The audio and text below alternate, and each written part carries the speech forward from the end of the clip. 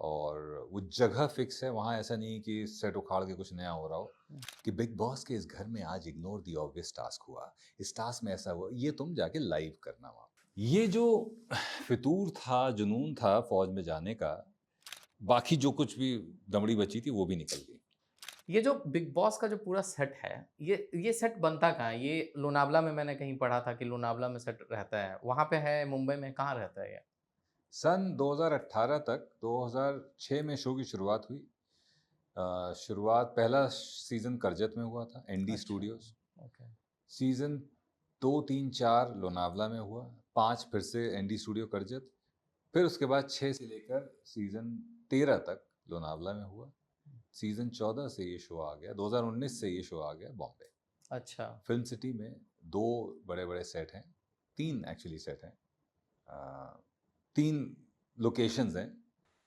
एक जगह big boss Hindi का सेट लगता है, एक जगह बिग बॉस मराठी का सेट लगता है। ओह!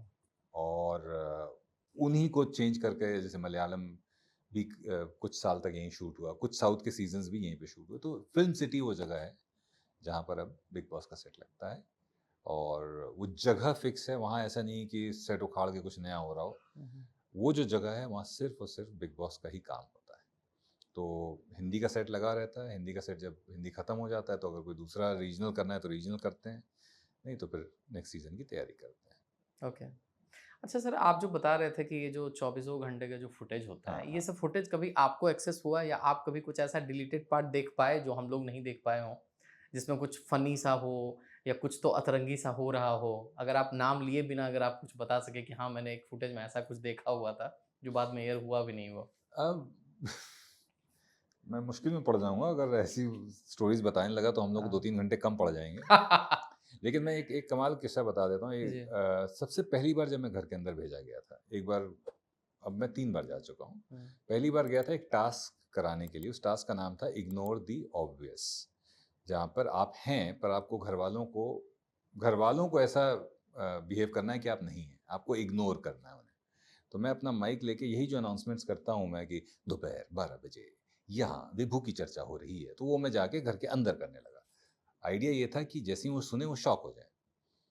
तो मैं घर वो लेकर घुसा माइक। सबसे पहले मैं अपूर्वा के बगल, उसमें अपूर्व अग्नोत्री, काम्या हाँ। पंजाबी, हाँ।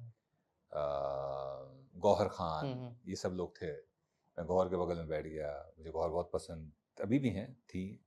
तो उनके बगल में बैठ गया, मैंने कहा चलो ये भी ख्वाहिश पूरी कर लेते हैं। कुछ तो अनाउंसमेंट किए उन्होंने। एक होता है ना, आपको पता लग जाता है कि उन्होंने नोटिस किया पर नहीं नोटिस किया। फिर मैं संग्राम के बगल में बैठा और कुछ तो उसके बाद का जवाब दिया। हाँ, संग्राम कुछ फरमाइशें कर रहे थे। तो मैंने कहा, यहाँ संग्राम के फरमाइशी गीतों का कार्यक्रम चल रहा है, लेकिन वो भूल गए हैं कि वो बिग बॉस के घर में है, अपने घर में नहीं। और वो हँस दिए। तो बेसिकली ये था कि उनसे रिएक्शन निकलवाने का मतलब 25,000 पॉइंट उनके कट जा रहे थे। अच्छा, ठीक है। हाँ। फिर मैं अरमान कोहली के बगल में जाके खड़ा हुआ, कुछ बोलने वाला था, यहाँ मुझे इंस्ट्रक्शन आ रहे थे बोल दो इस पे। मैंने उसका साइज़ उनका साइज़ देखा, मैंने कहा नहीं यहाँ नहीं बोलता हूँ। क्या था वो कान में अगर आप बता सकें? वो कि अरमान को लेकर कुछ कि अरमान जानी ये कर दुश्मन पे जोक रहे था हैं। क्या? नहीं, कुछ अरमान को लेके कुछ कर रहे थे, तो कि हाँ, यहाँ अरमान ऐसा कर रहे हैं पर उनको ये नहीं पता, कुछ तो उनके। हाँ। मैं चला गया, मैंने कहा छोड़ो यार। हुँ, कहीं अगर मान लो वो टास्क से निकल आया, उन्होंने कहा भाड़ में जाए टास्क। सही बात है। तो मुझे जब तक ये बचाने आएँगे तब तक हुँ, मेरी हुँ। दुर्गति हो जाएगी। तो उस दिन दूसरा प्लान ये था कि ये हमने कंटेंट निकाला, तकरीबन 1 घंटे मैं घर के अंदर रहा, फिर मैं बाहर आ गया। फिर उन्होंने कहा कि स्टैंड बाई पे रहना, 11 साढ़े 11 बजे लाइट आउट से पहले तुम्हें फिर भेजेंगे। और जो तुम शो को एंड करते हो कि बिग बॉस के इस घर में आज इग्नोर दी ऑब्वियस टास्क हुआ, इस टास्क में ऐसा हुआ, ये तुम जाके लाइव करना वहाँ पर। ठीक है, कोई बात नहीं। हुँ। 11:30 बज गया, मैं एकदम रेडी, सब इन ईयर लगा के माइक वाइक लेके। और मेरे घुसने के 10 सेकंड पहले ही एकदम हड़कंप, उन्होंने कहा ये गेट बंद, इनको वापस बुलाओ, वापस बुलाओ। हुआ ये कि उसी समय कुशाल और एंडी, इन दोनों की हाथापाई हो गई, प्रॉपर ओह! हाथापाई हो गई। 10 सेकंड से मैं बच गया, क्योंकि अगर मैं उस समय वहां पर होता तो मैं भी लपेटे में आ जाता, क्रॉस फायर में मैं भी कोलेटरल डैमेज हो जाता। तो मेरी जान बच गई। जान तो नहीं, मतलब हाँ, चोट वोट लग जाती फालतू की, क्योंकि जब लड़ाई होती है तो इसमें आदमी फिर थोड़ी ना इंसान देखता है कौन आ रहा है कौन नहीं आ रहा है, जो आ रहा है उसी को ले लो लपेटे में। लड़ाई असली में होती है? देखिए वो घर ऐसा है ना कि निदा फाजली साहब का एक शेर है, मैं हर जगह ये बात कहता हूँ कि हर आदमी में होते हैं 10-20 आदमी जिससे भी मिलना हो कई बार मिलना। क्या बात। हम्म, हम सबके अंदर बहुत सारे लोग हैं। वो घर आपके अंदर के बहुत सारे ऐसे इंसानों को जिन्होंने आपने आपने दबा के रखा है सोशल कंडीशनिंग की वजह से, और जिनका दबे रहना बहुत ज़रूरी है, उनको बाहर निकाल देता है, क्योंकि आपके मास्क गिरने लगते हैं। वो शो डिज़ाइन ही इस तरह से किया गया है, ह्यूमन बिहेवियर अंडर स्ट्रेस। सी, इसको उस शो को हम एंटरटेनमेंट वैल्यू के लिए देखते हैं, but it's a beautiful study in human behaviour, it's a lesson in life. आज एक कंटेस्टेंट ऊपर है, एक हफ्ते बाद वही कंटेस्टेंट नीचे हो जाएगा। आज एक कंटेस्टेंट सबका लाडला बना हुआ है, एक हफ्ते बाद सबका जानी दुश्मन बन जाएगा। It's not just the survival in the show that you are witnessing, it's your survival in life also. This is how you survive in life. Life आपको ऐसे ही, जो हमारे टास्क हैं, जिंदगी आपको ऐसे ही अड़चने और उलझने देती है।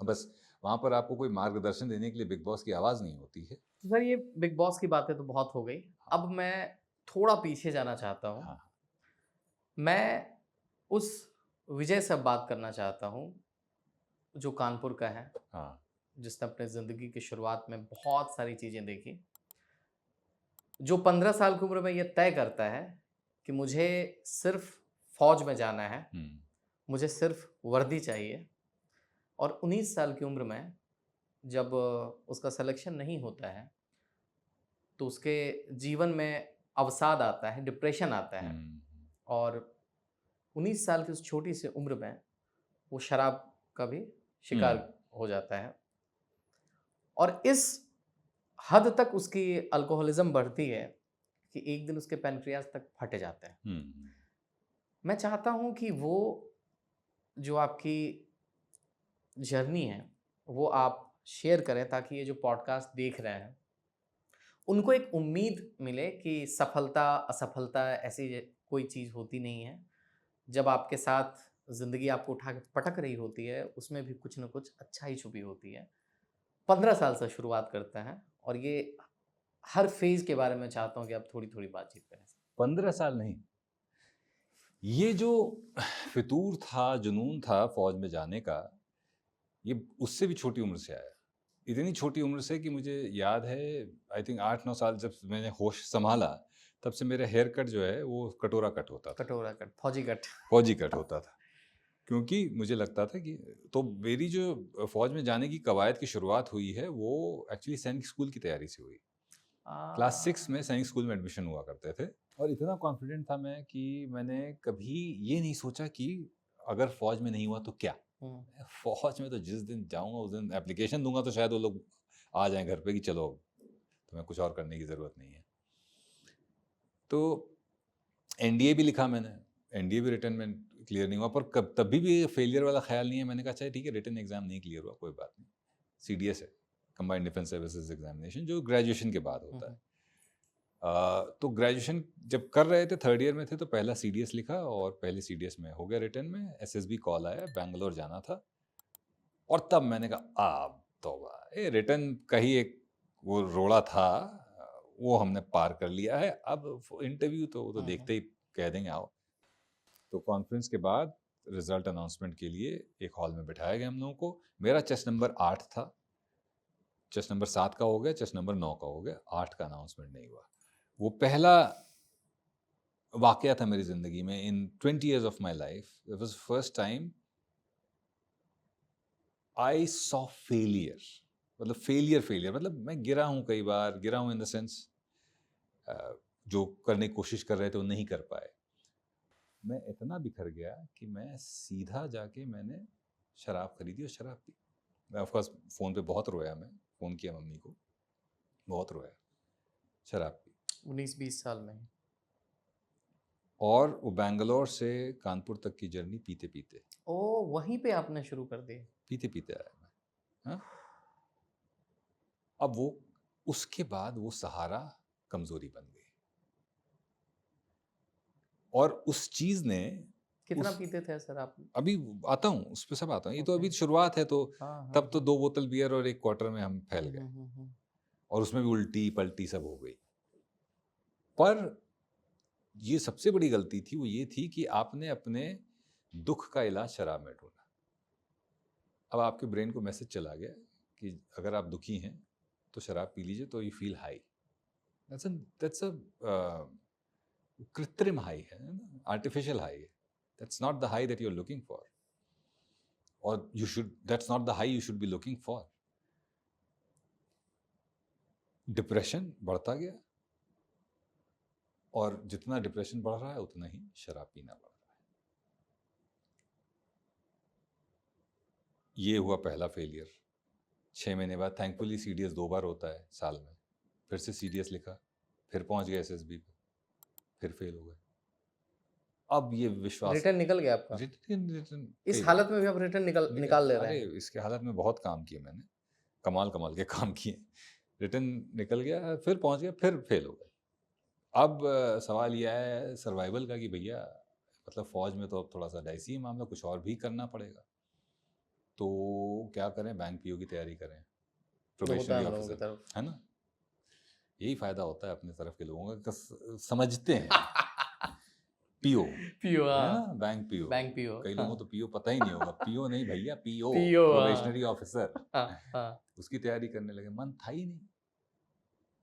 और अच्छा, क्यों उस चीज़ ने मुझे बहुत अफेक्ट किया? क्योंकि मैंने अपनी बहुत सारी एस्पिरेशंस उस पर डाल दी थी, उस सक्सेस पर, कि अब ये जब हो जाएगा, मेरा फौज में हो जाएगा, तो मैं आईएमए पहुंच जाऊंगा। आईएमए पहुंचते ही 8,000 रुपये का स्टाइपेंड मिलने लगेगा मुझे। देखिए, हम लोग जब बड़े हो रहे थे तो पिताजी का बिजनेस में बहुत बहुत भयंकर लॉसेस से गुजरा। तो क्या चीज़ का बिजनेस था? शुरुआत उन्होंने करी स्क्रैप के बिजनेस से। स्क्रैप के बिजनेस में ऑलमोस्ट सब कुछ हार गए, वो पार्टनर ने सब गबन कर लिया। फिर स्टेशनरी का बिजनेस किया, उसमें जो बचा कुचा था वो भी चला गया। फिर सुपारी, मीठी सुपारी का बिजनेस किया, बाकी जो कुछ भी दमड़ी बची थी वो भी निकल गई। तो हम लोग और दुर्भाग्यवश पढ़ाई बहुत ज़्यादा दोनों लोग नहीं कर पाए, माता पिता। तो नौकरी भी ऐसी आपके बाबा पढ़े लिखे थे? बाबा बहुत विदेश भी गए हुए थे? विदेश भी गए हुए थे, लेकिन पिताजी की पढ़ाई पर वो नहीं थोड़ा सा फोकस हो पाया। और मम्मी की, क्योंकि शादी बहुत जल्दी हो गई थी, तो मम्मी भी बहुत ज़्यादा नहीं पढ़ पाई। तो नौकरी का ऐसा कोई सीन पिताजी का बना नहीं। तो बहुत समय तक वो बेरोजगार रहे, धंधा कुछ कर नहीं पाए। तो क्या होता है, धंधे की एक फितरत होती है आपके अंदर। पापा was too simple to be into business. हाँ, मतलब बिजनेस सबके बस की बात नहीं, जो बोला जाता है। हाँ, सब नहीं कर सकते बिजनेस। झूठ है, फरेब है, आगे पीछे है, तामझाम है, बहुत कुछ वो है। तिकड़म अगर आपको नहीं आता तो आप फेलियर है फिर। और पार्टनरशिप में तो बिल्कुल नहीं। हाँ, पार्टनरशिप में तो एकदम ही और नहीं। तीनों ही उन्होंने पार्टनरशिप में की। तो और तीसरी चीज, मेरे पिताजी बहुत छोटी उम्र से ही डिप्रेशन का शिकार रहे हैं। वो भी ये हमें बहुत बाद में पता चला। ये हमें सन 2004 में पता चला, जब 2005 में, 2006 में बाइपोलर डिसऑर्डर डायग्नोज हुआ। लास्ट तक रुके हो, मतलब क्लिप आपको इंटरेस्टिंग लगी, तो subscribe to Digital Commentary Clips. और फुल पॉडकास्ट तो इससे भी ज्यादा इंटरेस्टिंग है, जिसका लिंक आपको डिस्क्रिप्शन बॉक्स में मिल जाएगा।